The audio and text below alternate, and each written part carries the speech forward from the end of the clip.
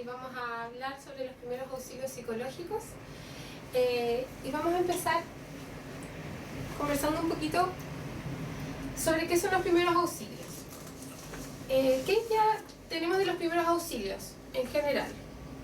¿Alguien que tenga alguna idea sobre qué es un primer auxilio? Alguien que tiene una herida. ¿Ya? ¿Y qué hacemos en este primer auxilio? La primera ayuda como que se le da a la persona en la urgencia. Muy bien. ¿Alguna otra idea? También es como, sirve para salvar la vida en el momento más difícil. La primera atención para salvar la vida. Es inmediato, ¿cierto? Ya, pero nosotros, ¿qué hacemos con el primer auxilio en un caso de un accidente, por ejemplo? La persona auxilia a la persona que está accidentada, lastimada, ¿esperando a qué? A que llegue la atención especializada. Gracias. Buenísimo, gracias. A que llegue una atención especializada, ¿cierto? Nosotros en un primer auxilio médico tendríamos la emergencia y a la espera de que llegue la ayuda médica especializada. En este caso, si fuera un accidente, sería una ambulancia, así con los médicos.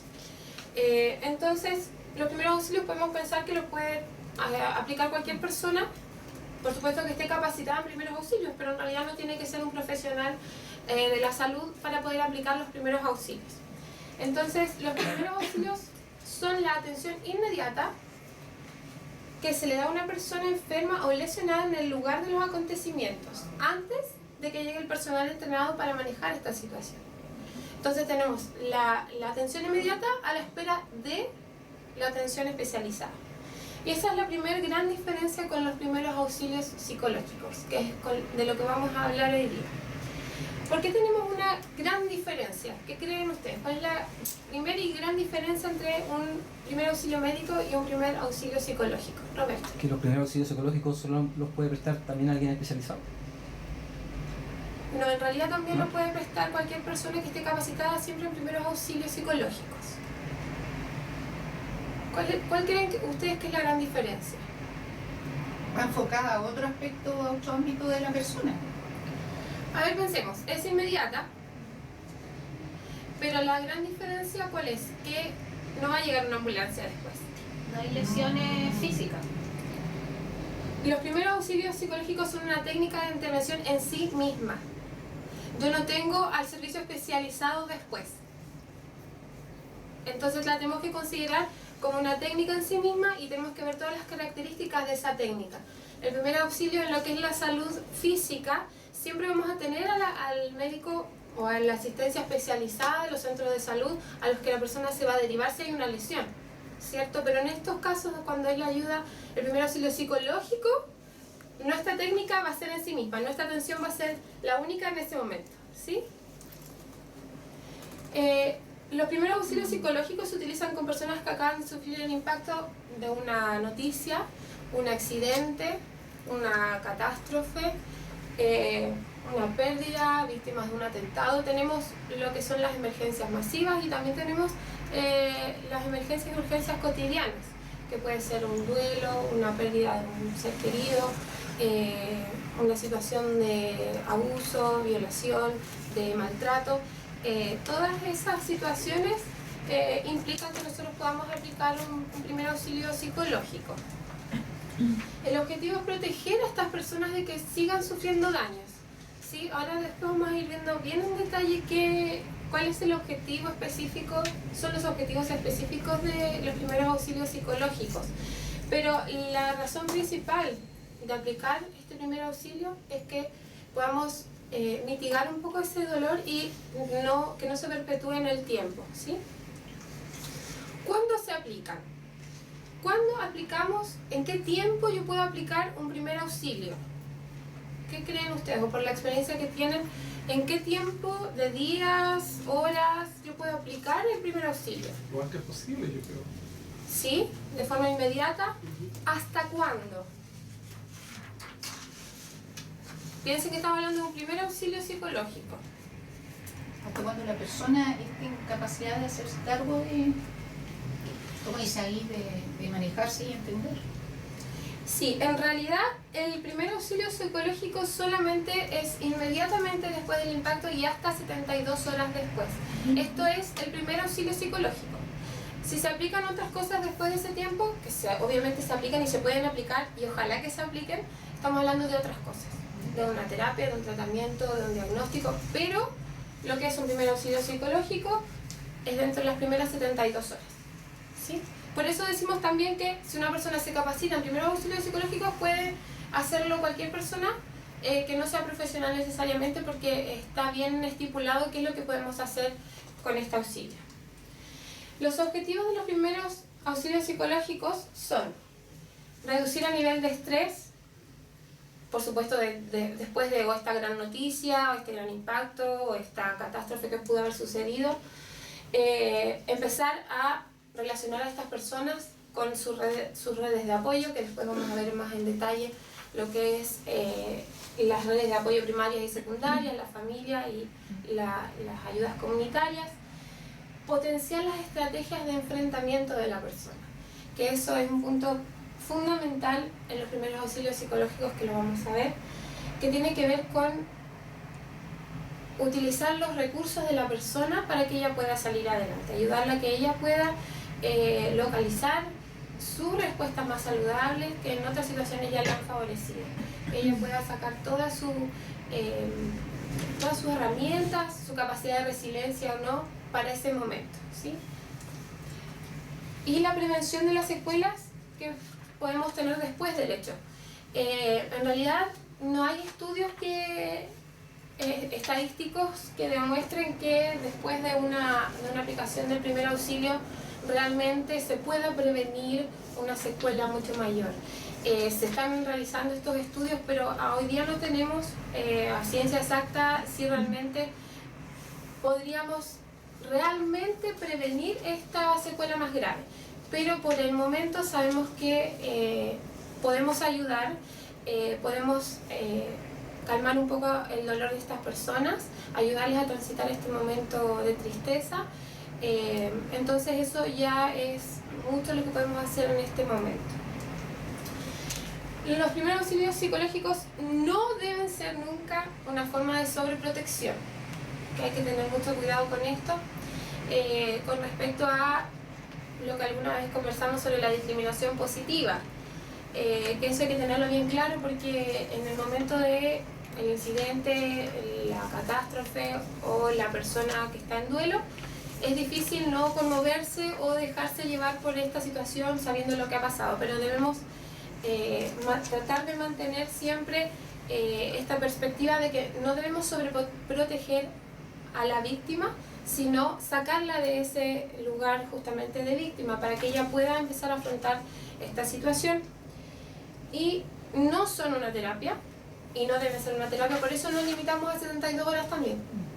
Lo que pase después, sí, pero en los primeros auxilios no son una terapia, no son una forma de diagnóstico y no son una forma de abordar en profundidad lo ocurrido.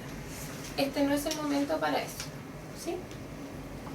Ahora lo que vamos a ver con respecto a, ya nos vamos a ir un poquito más lejos de estas 72 horas, que son características muy importantes que nosotros como profesionales podemos tener como herramientas, porque nosotros igual podemos ir detectando algunas otras cosas, de poder distinguir luego de esta aplicación del primer auxilio entre dos trastornos que suelen ser muy confundidos, ¿sí? Y los introduje en la capacitación porque yo creo que es súper importante, más que nada por las situaciones que a las que uno puede enfrentarse, y poder saber y delimitar si estamos hablando realmente de un trastorno por estrés agudo más transitorio o un trastorno por estrés postraumático. Tienen muchas diferencias en cuanto a tratamiento y al pronóstico de la persona, entonces tenemos que tener mucho cuidado, y por eso me permití involucrarlo en la capacitación para que podamos detectar justamente en este primer auxilio, ya como profesionales uno igual tiene una vista un poco que va más allá y ya poder ir viendo si podemos seguir ayudando a esta persona, y después del tiempo que sea necesario ver si ya estamos hablando de un trastorno más grave. Entonces, el trastorno por estrés agudo. Hay algunos conceptos clave para tener en cuenta. Es un trastorno transitorio de gravedad importante. Es respuesta a un estrés excepcional, no es algo de la vida cotidiana. Seguimos hablando de que hay una situación que no es cotidiana, un accidente, una pérdida, una catástrofe, ¿sí? ¿Qué tan transitorio en el tiempo? Ahora vamos a ver esas características en detalle. Remite en horas o días y acontece durante las 6 primeras semanas después del suceso. Estamos hablando dentro de las primeras 6 mes y medio que nosotros podemos estar hablando de un trastorno por estrés agudo. Hay diferencias en la definición de lo que es un trastorno por estrés agudo de acuerdo al manual en el cual nos centremos. Tenemos el DSM-4 y el CIE-10, que son lo que es Latinoamérica los que más se usan, DSM-4 y el CIE-10. El DSM-4 toma este trastorno por estrés agudo más como un trastorno que incluye amenazas físicas, ¿sí? Y lo novedoso y lo importante del CIE-10 es que lo toma como un episodio normalizador. Defiende el trastorno por estrés agudo como algo más necesario para poder salir adelante de esta situación. Entonces tenemos las dos definiciones que estamos hablando de lo mismo, pero acá se centra más en lo que son los síntomas y lo toma como un trastorno y tiene muy en cuenta la parte de los síntomas físicos, fisiológicos. La duración es la misma, pero acá que nos vamos a quedar con este criterio del CIE-10 que nos habla de una postura normalizadora con respecto al estrés agudo. Ahora, en resumen, para ver a grandes rasgos las diferencias. El trastorno por estrés postraumático estamos hablando de un trastorno cronificado, ¿sí? Es muy grave. Es la respuesta al estrés excepcional debido a un hecho traumático. No remite sin ayuda profesional. Ahí ya entramos en una gran diferencia. El estrés agudo podría remitir sin ayuda profesional y esta es una postura también que toma el CIE-10, que es la cronificación de un trastorno por estrés agudo mal gestionado.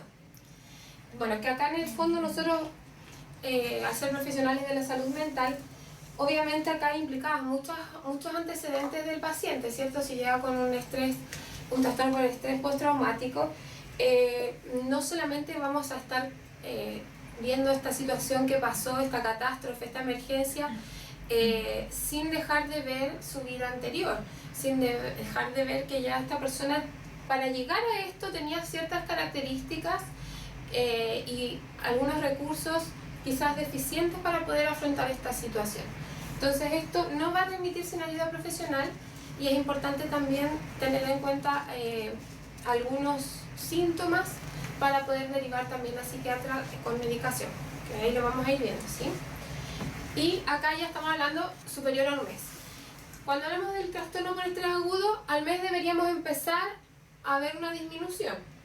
Si entramos a un estrés postraumático, esto se va a mantener y va a ir en aumento, ¿sí? Así que para que tengan en consideración siempre es un mes. Los criterios acá para el estrés postraumático son iguales en los dos manuales, ¿sí? Acá no tenemos esa diferencia, acá estamos hablando de un trastorno por exposición a un hecho traumático, la reexperimentación persistente de este hecho, que ahí vamos a ver los síntomas cada uno, la evitación recurrente de estímulos e inhibición conductual, ahora vamos a ir explicando cada uno, síntomas persistentes de activación aumentada, la hiperactividad, duración de síntomas superior a un mes, y la afectación de la vida cotidiana. Siempre teniendo en cuenta, ¿por qué les digo lo del tiempo? Porque en realidad los síntomas pueden ser muy parecidos con el estrés agudo, pero acá ya estamos pasando el mes, ¿sí? Vamos a ir a la sintomatología, ahora vamos a ir viendo más en detalle cada uno. ¿Giselle, alcanzas a ver? Sí. Hiperalerta. Insomnio, sobresaltos, hipervigilancia, irritabilidad y síntomas físicos de ansiedad. Hasta ahí, ese queda claro, es hiperalerta. Fran, ¿Y qué sigue? Reexperimentación, pensamientos intrusivos, flashback, pesadillas recurrentes. Esto, perdón, estamos hablando de la sintomatología del trastorno por estrés agudo. Ahora, es lo que les decía, los síntomas son similares o iguales, pero tenemos que pensar después en la diferencia de tiempo. Los flashbacks, ¿saben qué son? Sí, Revisión al pasado, como Revivencia. La revivencia de la situación. Sí, O aumentar un evento en especial y aumentarlo en su máxima vivencia. En realidad eso es un flashback. sí, y además la persona no tiene conciencia de esto, no quiere decir que alguien le diga ya, pero no pienses en eso. Los pensamientos, exacto. ¿Es un pensamiento recurrente? Sí, pero no porque la persona tenga conciencia de eso, sino que invaden a la mente, ¿sí? Inesperadamente. No es algo que con voluntad se Inconsciente, pueda dejar. haciéndose ahí. Inconsciente. Exacto, no es algo que de repente las personas piensan que con voluntad, ay no, pero ¿por qué? Deja de pensar en lo que pasó y ya está. No se puede dejar de pensar en esa situación porque los pensamientos son intrusivos, no los controla la voluntad de la persona. ¿Cari? No leo carito. ¿Roberto? Evitación. Esfuerzos para evitar acciones, personas o lugares. Embotamiento afectivo intenso. Incapacidad para continuar con la vida habitual. El embotamiento afectivo intenso es como una anestesia emocional. Cuando nos encontramos con personas que han sufrido una tragedia, es normal que dentro de este primer mes, por ejemplo, pierdan lo que es los gestos, las emociones. Puede parecer como que no están hablando de otra cosa, como que no entendieran, como que si se tienen que reír no se rían, o viceversa, si están hablando de algo triste que se empiecen a reír. Es como una anestesia emocional. O sea, las emociones están un poco descontroladas, entonces es normal si vemos esto. O una persona que no se ría,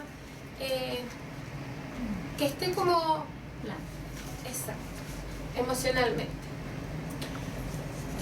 Carla, ¿lees? Síntomas disociativos. Y ahí ya Ya, no alcanzo. no sé, cacho. Acá, no estamos No, ya, yo lo leo. Espérate. Sensación de desapego, reducción de la conciencia del entorno, descentralización, Desrealización. despersonalización y amnesia disociativa. Ya, muy bien. Entonces, lo que tiene que ver con la despersonalización y la desrealización y la amnesia disociativa, estamos hablando de que la persona pueda sentirse como que está viviendo como en un sueño, como que se siente como volando, como que siente que va pisando como en las nubes, como que dice, esto me está pasando a mí, puede no sentirse como ella misma. Es normal como este desdoblamiento de la realidad en esta etapa. Eso tiene que ver con la despersonalización también, y la amnesia disociativa tiene que ver justamente con guardar este momento traumático y no expresarlo. Por eso es normal que las personas durante este primer mes no recuerden todo lo que pasó, a veces no recuerdan nada de lo que pasó de ese momento, o quizás determinadas situaciones de lo que vivieron, es normal que las olviden. Y es importante que nosotros no indaguemos sobre esas imágenes, porque en realidad con el tiempo y con la terapia que se puede hacer, eso irá saliendo a medida que la persona también vaya permitiéndolo. Pero es súper normal que la persona no se acuerde de lo que pasó, ¿sí? ¿Yo vi leo o lo leo yo? Deterioro de la capacidad funcional, malestar o sufrimiento, interferencia en el funcionamiento normal, disminución de la capacidad para el desempeño de las actividades habituales. La vida cotidiana ya no es como era antes.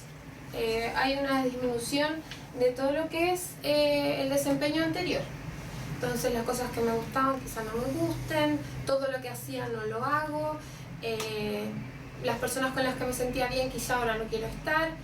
Entonces es importante tener en cuenta que todo esto es, como dijimos que vamos a tomarlo desde el CIE-10, un periodo totalmente normalizador en la persona. Es necesario todo esto para que la persona pueda reestructurarse y que podamos modelar conductas y respuestas más saludables, ¿sí?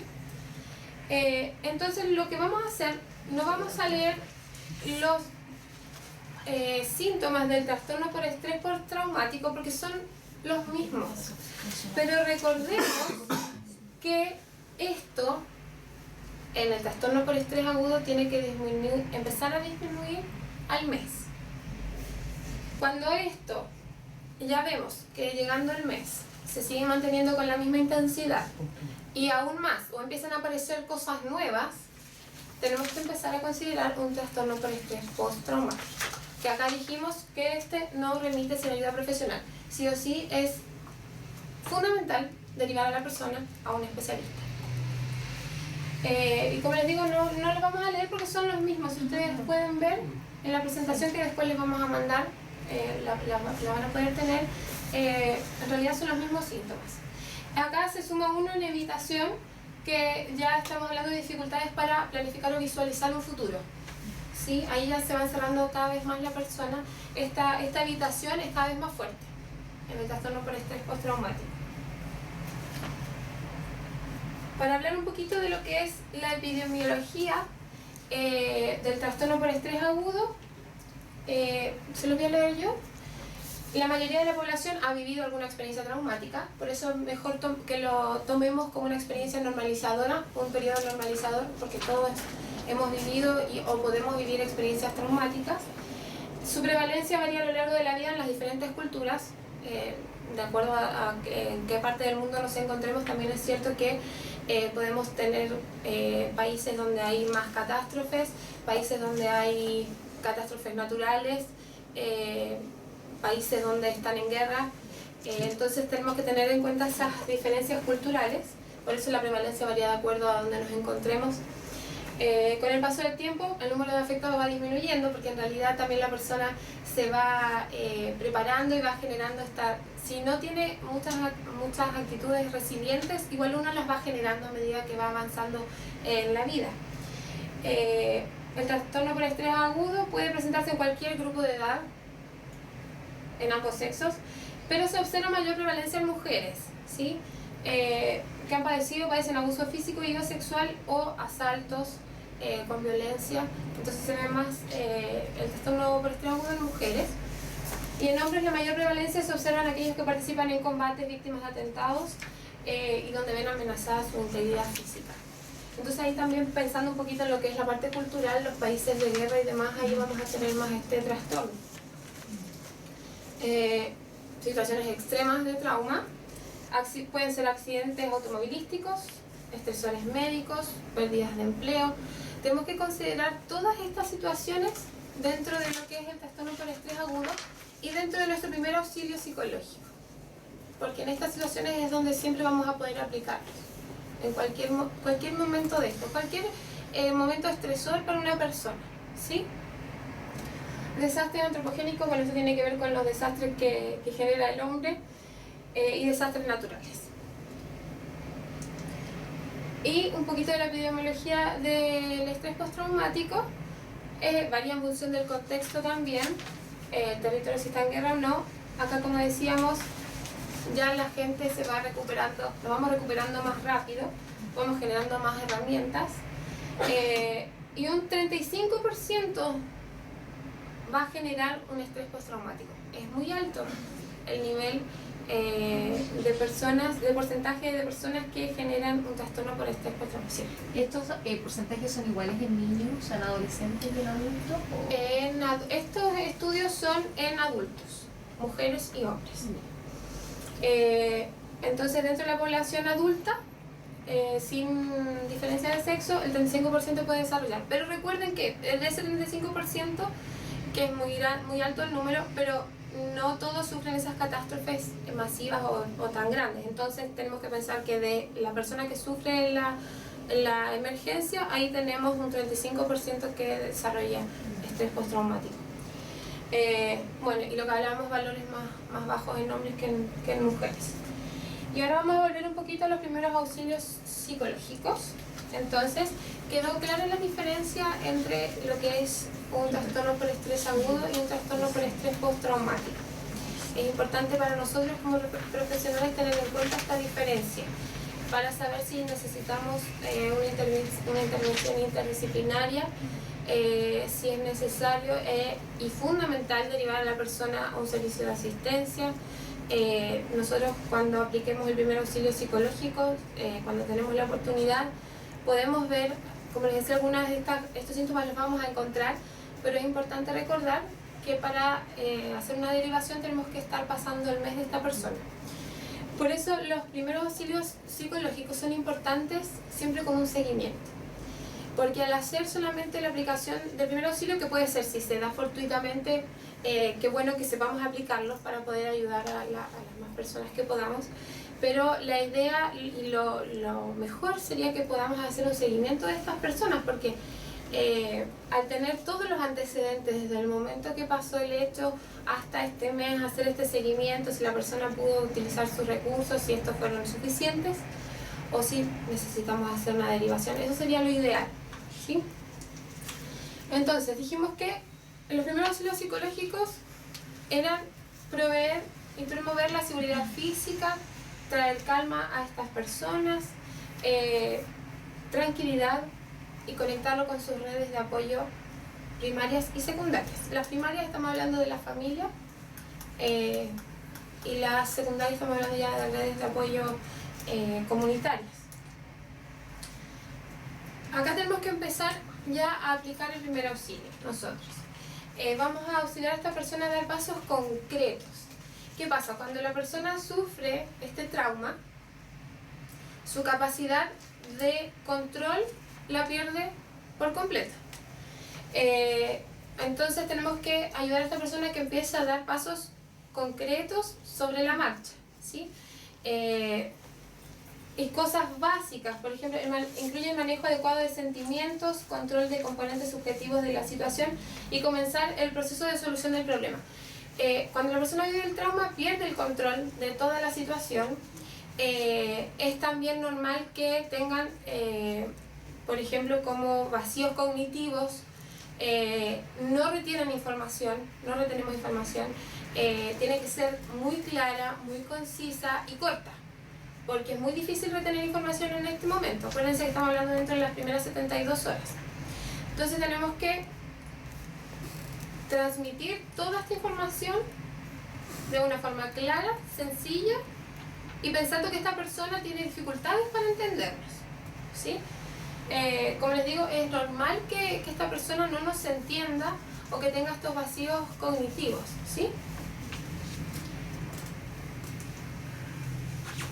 Entonces, como estrategia, lo primero que tenemos que hacer es apartar a esta persona del lugar o del hecho, si fuera una catástrofe masiva, y si fuera un trauma de la persona, igual tenemos que apartar a esta persona como del bullicio, ¿sí? Irnos, no sé, si hay posibilidad de una habitación, si hay posibilidad de una silla, corrernos un poquito del ruido, de la gente corriendo, alejarnos un poquito de esta situación.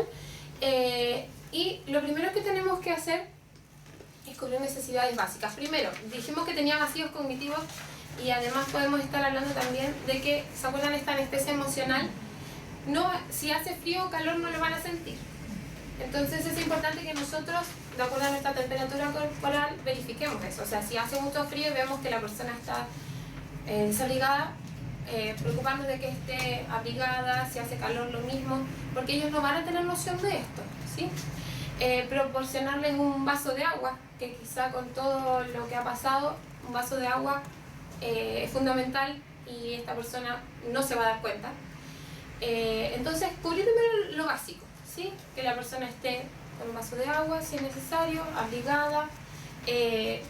Y si ustedes ven que la persona está en estado de shock del momento, tratar de caminar un poco con ella, sin hablar, pero tratar de sacarla un poquito de esa situación, ¿sí?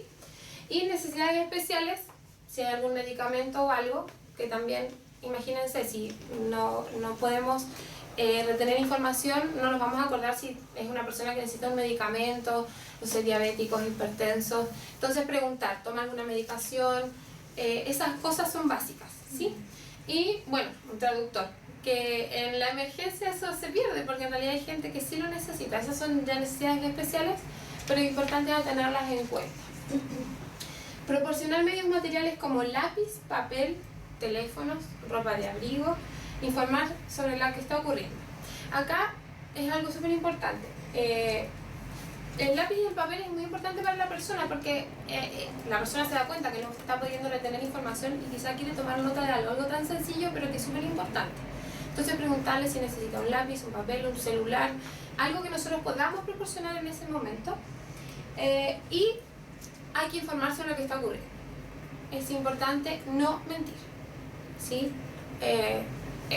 Esto pasó así, de esta manera, terremoto grado tanto, se destruyó esto, no, sin detalles escabrosos, no entrar en las víctimas y demás, pero sí la información, como dijimos, concreta, sencilla y real. Si no sabemos algo, decimos que no sabemos y lo averiguamos, pero es importante, antes de sentarnos con esta persona, es que sepamos un poco la situación de emergencia en la que estamos y conozcamos un poco, porque esta persona necesita esa información para calmar un poco sus niveles ansiosos. Hablar de forma tranquila, sosegada, no alzar la voz, no dar más información de la que necesita. O sea, si ya vemos que él alcanzó con saber lo que estaba pasando, suficiente. Como decíamos, no dar detalles escabrosos, ¿sí? Dar información sencilla, exacta y repetida. Es como enseñarle a un niño, ¿sí? Por repetición. Entonces va a recordar. Por ejemplo, ¿qué información? ¿Dónde puede obtener ayuda? Si usted necesita un teléfono, tiene que recurrir a este sector. Si usted necesita un vaso de agua, puede recurrir a este otro. Y de vuelta, hacia este lugar. Con muchos gestos, de forma clara y repetida. Acuérdense de eso. En esta etapa es difícil retener información, como decíamos. Y facilitar, bueno, acá ya vamos entrando a los rituales de duelo. Esto es como lo básico, ¿sí? Lo que tenemos que tener en cuenta cuando nos vamos a sentar o a parar enfrente a esta persona. Un detalle importante es que, bueno, nosotros al ser profesionales, igual nosotros mantenemos siempre una distancia con el paciente, ¿cierto? No tomamos las manos, no abrazamos, pero los primeros auxilios psicológicos, si nosotros vemos que esto es necesario, es importante que lo hagamos. Acá sí está permitido. Por eso digo que es un detalle importante, porque para nosotros ya tenemos como establecido que no tenemos que tener contacto con la persona físico, pero en estos casos a veces es hasta recomendable. Quizás la persona necesita un abrazo y la contención de alguien física. ¿Sí? Ustedes ahí irán evaluando en ese momento lo que la persona necesita.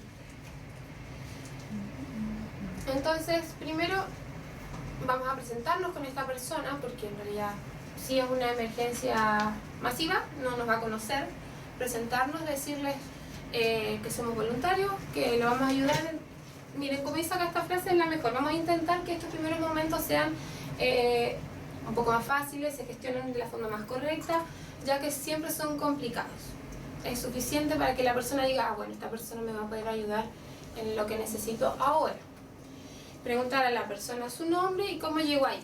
Nada más, no necesitamos saber más antecedentes de esta persona. Proporcionar seguridad y alivio, como dijimos, seguridad física inmediata, necesidades básicas cubiertas, y estar en un sitio tranquilo, cuidar la temperatura, la estabilización, que no siempre se debe aplicar. Eso es lo que decíamos, o sea, si la persona realmente ustedes ven que está en un estado donde no puede hablar, la ven muy desajustada emocionalmente, ustedes pueden hacerla caminar un poco, alejarse bastante del ruido, todo lo que puedan, llevarla a otro lugar, porque algunas personas lo necesitan, pero eso no siempre es necesaria la estabilización para poder conversar con esta persona. Recopilar información sobre lo que necesite esa persona. Por ejemplo, si hablamos de una persona que tuvo un accidente, vamos a llevarlo a una situación de emergencia que pasa más periódicamente, un accidente de auto, ¿sí? Es una familia que pierden a un hijo. La persona lo que necesita en ese momento es saber qué va a pasar con su hijo, con el cuerpo, dónde va a estar, a dónde lo van a llevar, porque muchas veces no lo pueden acompañar, se lo llevan a los servicios de la morgue, tienen que estar tantas horas, no sé, las especificaciones que haya en ese momento. Entonces, tenemos que adecuarnos a la necesidad de esa persona y pensar en esa situación, que son detalles que no se tienen en cuenta, pero la persona, para calmar su nivel ansioso y poder empezar a poner un control sobre algo de todo lo que está pasando, es importante que ustedes puedan transmitir esta información. ¿Qué va a pasar? ¿Qué vamos a hacer? ¿Usted a dónde puede llamar? Teléfonos de alguien que se va a ocupar de esto, policía, carabineros, el centro de salud a donde van a ir, si está muy grave. Esos son detalles súper importantes que la persona necesita saber, y en el momento de la emergencia no se le presta atención a esta persona, ¿sí? Entonces, ver realmente la necesidad de ella y dar asistencia práctica. Esta persona tiene que continuar porque pueden tener 5 hijos y tienen a sus 4 hijos en casa, y no, como dijimos, tener este vacío cognitivo. Entonces necesitamos que siga funcionando dentro de los márgenes de lo que se pueda, pero hay cosas prácticas y concretas. Tienes que ir a la casa, tienen que cenar, y mañana los niños tienen que ir al colegio. ¿Me explico? O sea, ahí ustedes van a ver la necesidad específica de ese momento. Es súper bueno esto porque para aplicarlo cuando lamentablemente nos pasa en situaciones cercanas, que la persona no nos damos cuenta que pierde esto, lo que decíamos, no siente calor, no siente frío, no tiene hambre, o sea, es que se olvida de comer porque no está en sus parámetros. Entonces hay que mandar a los chicos al colegio, hay que levantarse mañana, hay que hacer tal cosa, tienes que ir a tal clínica, a tal hospital, a hacer esto y lo otro. Las cosas prácticas que esta persona tiene que hacer. Por eso es importante, antes de hacer esto, que veamos recabemos un poquito de información de estos conceptos básicos, ¿no? ¿Qué va a pasar? ¿Cuánto tiempo estará la persona en la clínica? El estado de gravedad, ¿no? Y cómo se van a ir a sus casas, por ejemplo, ¿sí? Entonces es importante que tengamos en cuenta también la parte espiritual de la persona. Nosotros, por tener el Evangelio en nuestras vidas, siempre vamos a querer que podamos compartir esto, ¿no? Pero en realidad no todos piensan de la misma manera. Entonces tenemos que tener cuidado en manifestar estas emociones espirituales, porque la persona de hecho puede tomarlo totalmente en forma de rechazo hacia nosotros, y más en una situación así porque no sabemos cómo lo puede tomar.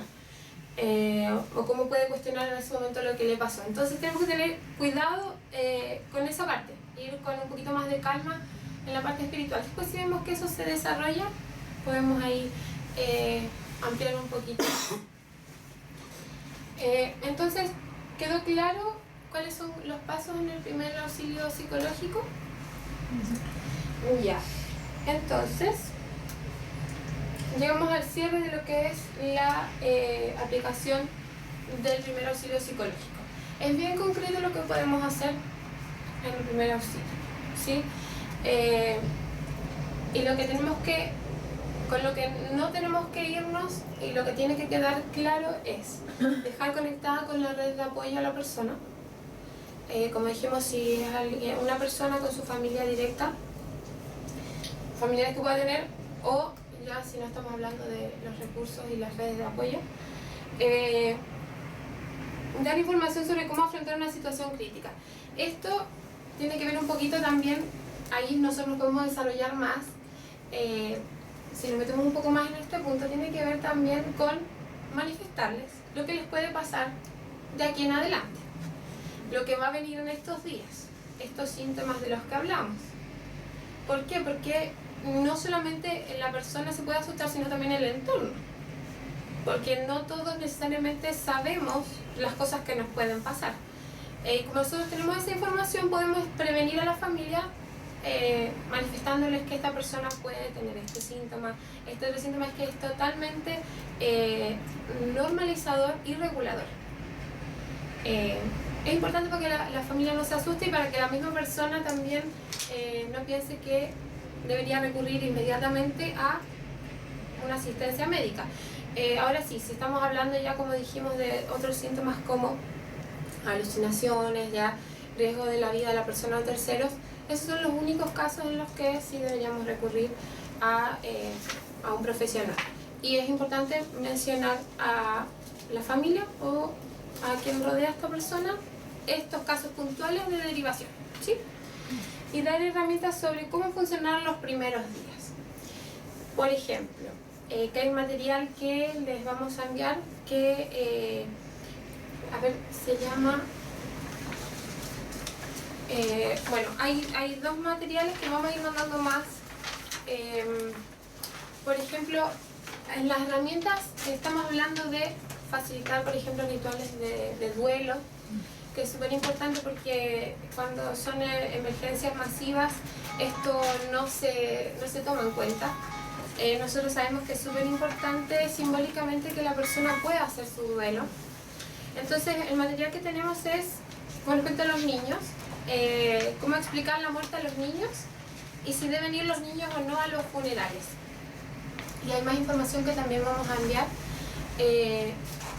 Lo importante de esto es que nosotros podamos facilitar estas herramientas con respecto a que las personas puedan hacer, por ejemplo, sus ritos de duelo, ritos de separación, que simbólicamente ellos puedan modelar estas conductas, ya que es necesario para poder hacer estos cierres.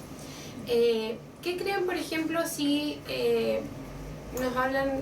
estamos hablando de un niño y sufre en un accidente la pérdida de sus padres? ¿Cómo enfrentamos a este niño? ¿Tenemos que hablar con él? ¿Qué le tendríamos que decir? ¿Qué piensan? ¿Cómo enfrentamos a este niño?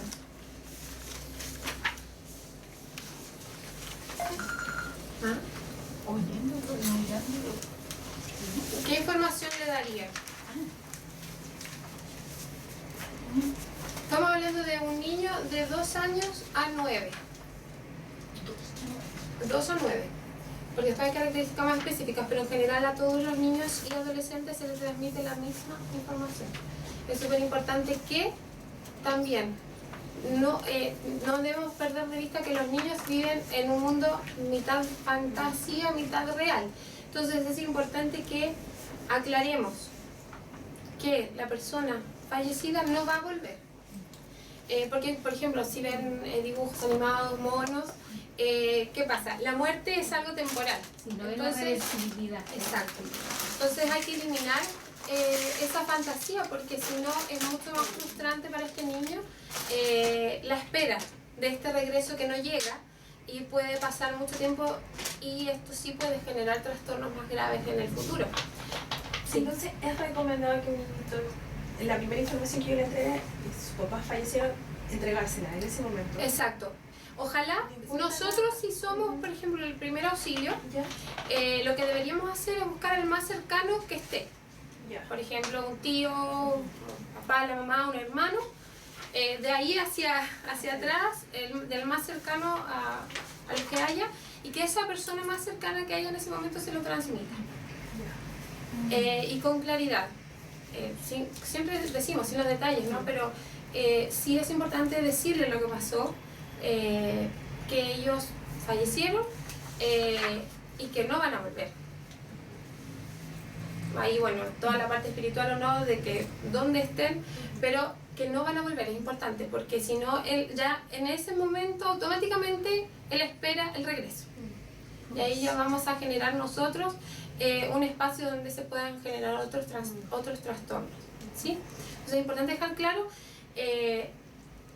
desde 2 años que ya tienen alguna capacidad de comprensión, en adelante siempre transmitir la realidad de lo que pasó. Y hasta los 9-10 años aclarar este no regreso, ¿sí? Y importantísimo también si los niños deben ir a los funerales o no. En base a esto sí deben ir, para que ellos puedan también hacer su ritual de duelo.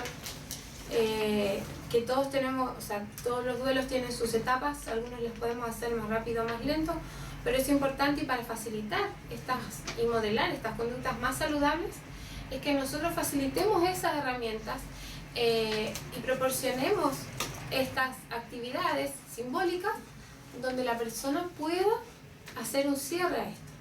Pues si no, esto sí va a volverse algo más recurrente.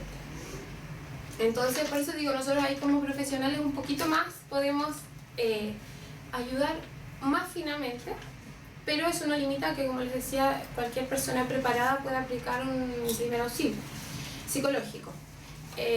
Entonces es importante que tengamos en cuenta estas actividades simbólicas, ¿sí? Lo que sea, ustedes ahí irán viendo en la necesidad lo que esta persona necesita hacer.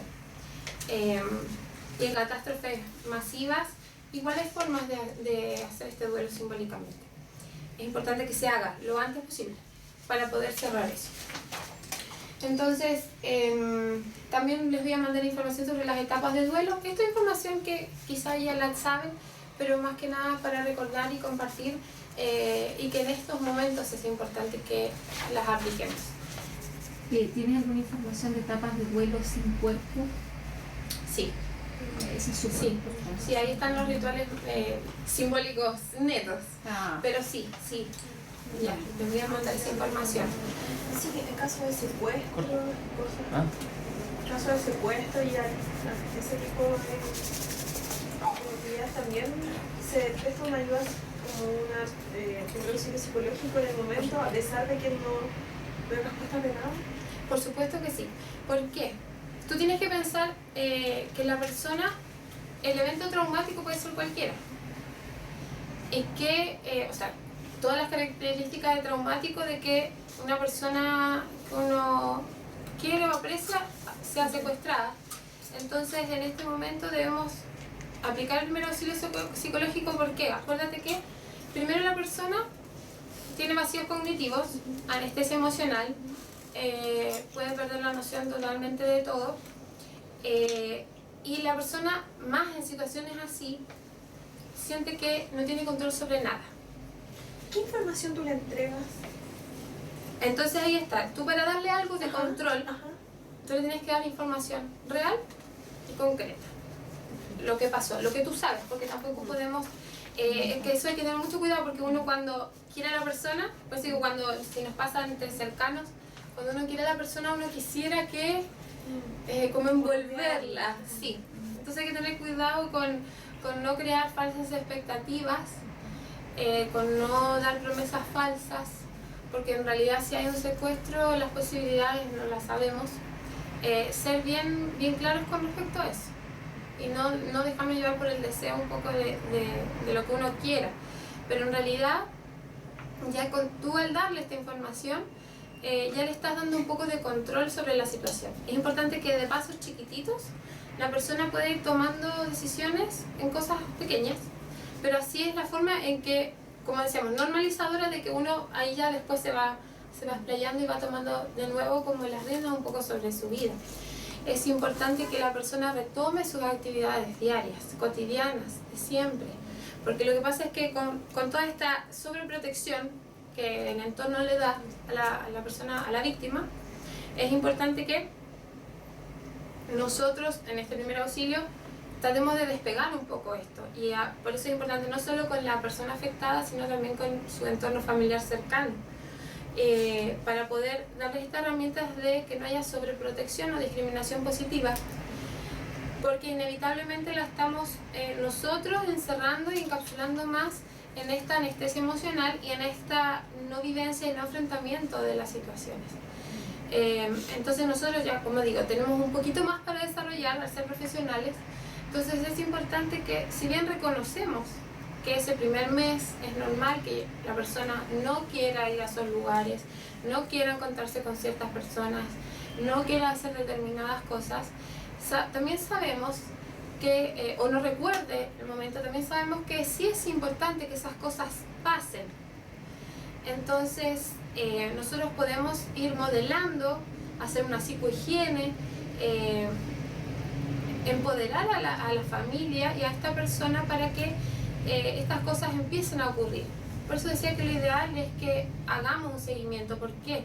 Porque si la persona necesita una terapia, donde uno puede ser, de hecho, una terapia breve, donde uno da herramientas bien prácticas para elaborar el duelo, herramientas para poder salir de esta situación traumática, para poder enfrentar nuevas situaciones, resiliencia y demás, si nosotros estuvimos desde el primer momento en esta situación, vamos a hacer un gran aporte, porque también vamos a ir viendo la evolución de la persona, y también saber que va a llegar un momento en el que nosotros ya podemos aplicar otras técnicas para poder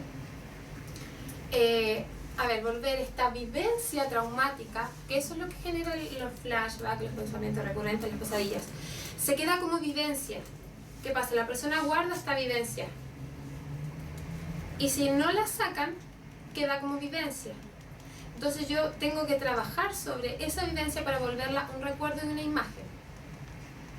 Por eso son los flashbacks y los pensamientos recurrentes y las pesadillas. Si dentro de ese mes, normalmente deberíamos regularnos, que se vuelve parte del pasado, en el fondo.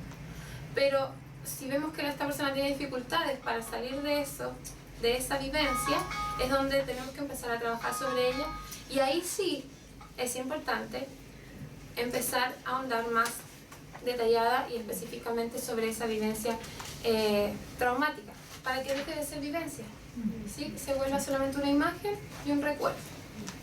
Así que es importante en algún momento nosotros como terapeutas que esa imagen, esa vivencia sea abierta y cerrada, ¿sí? No sé si tienen alguna duda sobre lo que hemos conversado.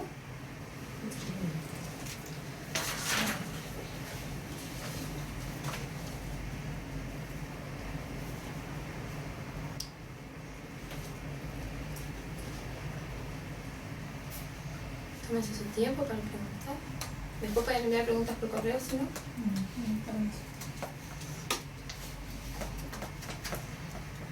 Entonces, para resumir, primeros auxilios psicológicos los puede aplicar cualquier persona que se prepare en primeros auxilios psicológicos. No necesariamente tiene que ser un profesional de la salud. Es importante que mantengamos siempre la calma, tranquilidad, aunque sea difícil. Ese es un desgaste de energía que en alguna de todas las cosas que he leído, leí en algún artículo que hablaba de que podemos sentirnos, los que hemos pasado alguna situación de emergencia y han apoyado y hemos apoyado, podemos sentir como una falta de energía después de aplicar esta ayuda. Y bueno, ya era un poco más espiritual,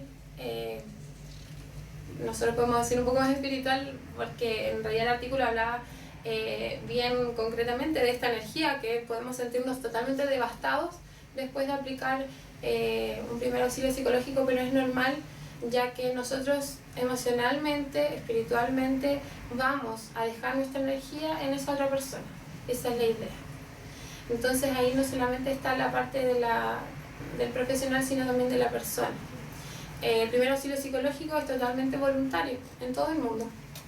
Entonces, el que haya personas preparándose, el que ustedes estén escuchando esto, el que haya personas que estén investigando, es porque realmente ahí está el corazón de las personas, por no decir el evangelio, por no decir el espíritu, pero es súper normal que nosotros nos sintamos totalmente sin energía después de esto, porque literalmente dice que uno deja un pedazo de su cuerpo a esa otra persona para que esa persona se levante.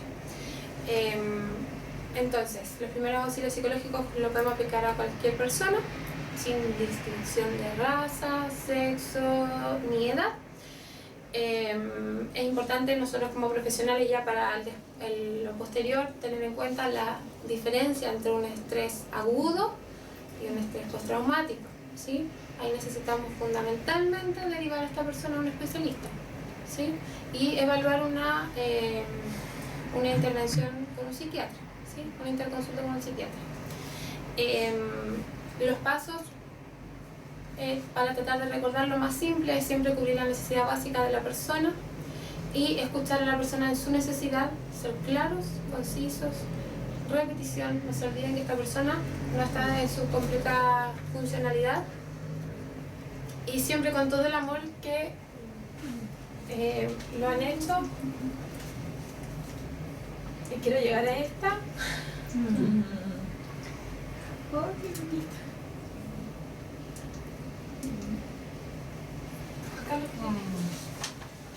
No os canséis de hacer lo bueno, porque estáis poniendo los cimientos de una gran obra. Y de las cosas pequeñas procede la grande. Que aquí el Señor requiere el corazón y una mente bien dispuesta. Y los de buena voluntad y los obedientes comerán de la abundancia de la tierra de Sion en estos postreros días. Y eso es todo. Espero les haya gustado. Y comparto esto en el nombre de Jesucristo. Amén.